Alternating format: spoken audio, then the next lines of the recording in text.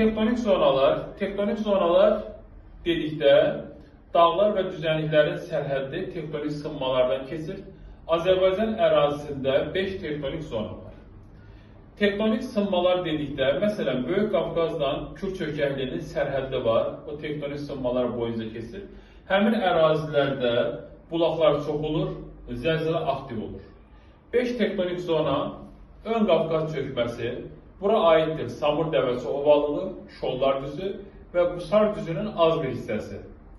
Böyük Qafqaz qalxması deyərkən, Böyük Qafqaza aid olan bütün silsilələr, Qusar maili düzənliyi və Qobustan Abşeron ərazisi.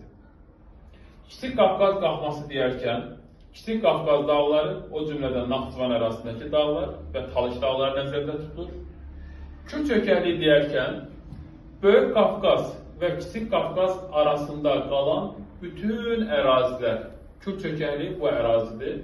Böyük və Kiçik Qafqaz dağları arasında qalan bütün ərazilər, yəni Kür Araz ovalığıdır, Qanıq Əyri çayıdır, Ceyrançı Acınoğurdur, Gəncə Qazaq düzüdür, Aşağı Araz boyu düzlər, Gəyən, İncə, Hərami, bunlardan gedir söhbət və Lənkəran ovalığı. Və sonuncu, Araz Cavan platforması deyərkən, Naxçıvanın Araz boyu düzlərinin bir hissəsi. Sədərək, Şərur, Böyük düz və Naxçıvan.